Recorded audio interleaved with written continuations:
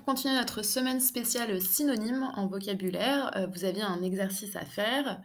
Je vous rappelle la définition de synonyme. Donc les synonymes, ce sont des mots qui ont un sens très proche, qui veulent presque dire la même chose.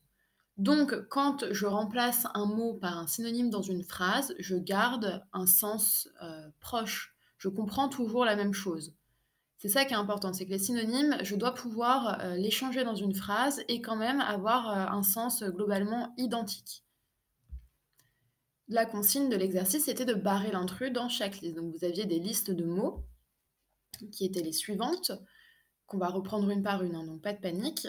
Et donc à l'intérieur de ces listes, il y avait un intrus.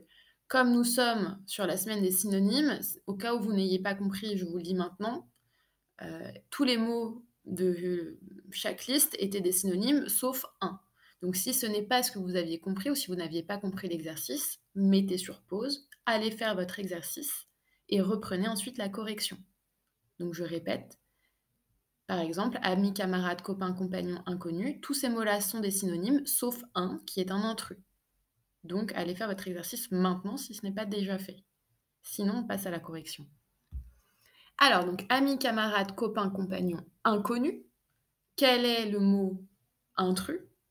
Moi, je ne l'ai pas barré, je vais le mettre en rouge dans la diapo suivante parce que barrer, c'était plus compliqué.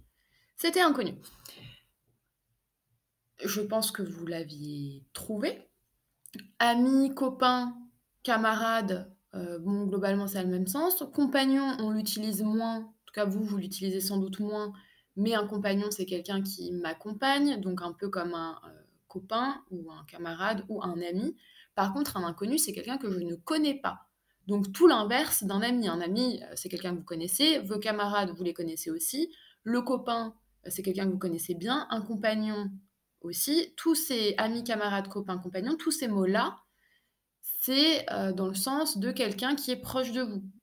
Un inconnu, au contraire, c'est quelqu'un que vous ne connaissez pas. C'est tout l'inverse de quelqu'un de proche de vous. Donc c'était lui l'intrus. C'était lui qui n'était pas un synonyme de tous les autres. La liste numéro 2, crier, hurler, chuchoter, brailler, s'époumoner. Alors, peut-être qu'il y avait des mots que vous ne connaissiez pas dans cette liste. En l'occurrence, brailler et s'époumoner, je ne suis pas sûre que vous êtes familier avec. Mais là, c'était le moment de faire fonctionner votre esprit logique. Quand vous ne connaissez pas des mots, ce n'est pas dramatique. Il va falloir chercher certains mots que vous connaissez et voir s'il y en a qui se rapprochent d'autres. Par exemple, crier, je pense que vous voyez à peu près ce que ça veut dire, parler très fort. Hurler, c'est encore plus fort que crier. Donc ces deux mots-là, a priori, ils sont proches. Donc ça va être une liste de mots synonymes dans le sens de parler très fort. Or, chuchoter, c'est tout l'inverse de parler fort. Quand je chuchote, je parle tout doucement comme ça, je ne suis même pas sûre que vous allez entendre cette partie-là si vous ne mettez pas le volume au maximum. En l'occurrence, brailler, c'est un synonyme de crier et d'hurler, et s'époumoner, quand je m'époumonne, c'est que je sors beaucoup d'air de mes poumons pour parler très fort. Donc pareil, c'est dans un sens de parler très fort. Donc crier, hurler, brailler, s'époumoner étaient des synonymes, et l'intrus, c'était chuchoter, c'était le seul qui ne voulait pas dire parler très fort.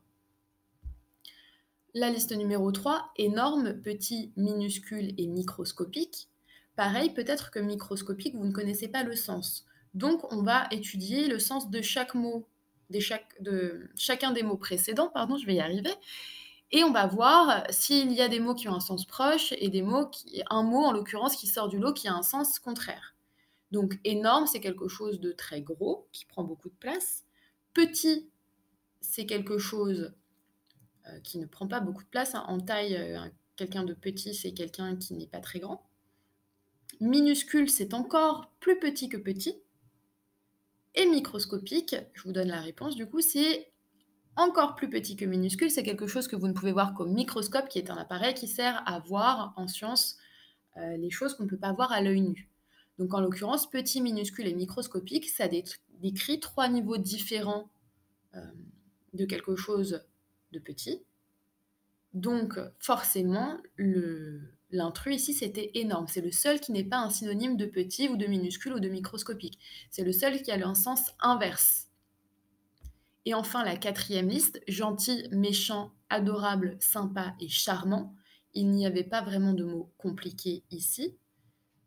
Je pense que vous avez trouvé l'intrus. L'intrus, c'était méchant. tout l'inverse de quelqu'un de gentil, d'adorable, de sympa ou de charmant, qui sont des sens positifs, des manières positives de décrire quelqu'un, alors que méchant, c'est plutôt une manière négative de décrire quelqu'un. On parle du grand méchant loup et rarement du grand sympa loup ou du grand adorable loup ou du charmant loup ou du gentil loup, en tout cas dans les contes.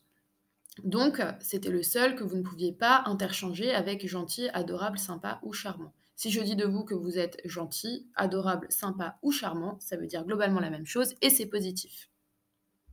Donc j'espère que ça vous a un petit peu éclairé sur les synonymes. On aura un autre exercice demain dans lequel ce sera à vous de trouver des synonymes. Donc si jamais vous avez encore des points de flou, c'est le moment ou de refaire des exercices qu'on a déjà faits, ou peut-être d'en trouver de nouveaux. Je sais qu'il y a des très bons exercices en ligne. Éventuellement d'aller voir sur internet, de taper synonyme, un mot et de voir un petit peu ce qu'on vous propose. Voilà.